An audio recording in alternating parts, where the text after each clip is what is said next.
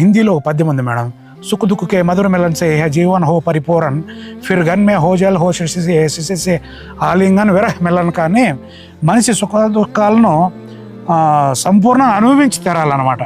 అనుభవిస్తేనే కానీ ఎదుటి వ్యక్తిని ఇబ్బంది పెట్టకుండా ఉంటాడు. ఎందుకంటే కష్టం వాల్యూ తెలుస్తుంది. మనం ఇబ్బంది పెడితే ఆ మనిషి ఎంత సఫర్ అవుతాడో అనేది మనకు కూడా యోచన వస్తుంది. ఎప్పుడూ సుఖంగానే ఉంటే ఎదుటి మనిషిని పొడిచి కూడా మనం సుఖంగా ఉంటాం. ఆ పొడిస్తే ఎంత పెయిన్ వస్తుందో మనం గ్రహించాల. అది గ్రహించినప్పుడు ఎదుటి మనిషిని ఇబ్బంది పెట్టవు, నువ్వు ఇబ్బంది పడవు. మనిషికి నొప్పి విలువ తెలిసినప్పుడే ఇంకో మనిషికి నొప్పి పెట్టము, మళ్ళీ బాధ పెట్టం మేడం. మీ దగ్గర 1 గంట ఉండాలండి ఖచ్చితంగా. ఎవరైనా నిజంగా చెప్తానో లైఫ్ లో ఇంకా ఆశ వదిలేసి ఏంది నా జీవితం అనేటోళ్ళు ఎవరైనా ఉంటే నిజంగా ఈయన దగ్గరికి రండి. అబ్బా, బతుకు మీద ఆశ అయితే కలిగించేస్తాడు. డెఫినెట్ గా ఆశ అయితే ఉంటుంది. ఎందుకంటే మేడం, ఒక మనిషికి 2 చేతులు తీసి ఎనిక్కి కట్టేసినారు అనుకోండి, ఉదాహరణకు ఏ వ్యక్తికైనా బాగుండే వ్యక్తికి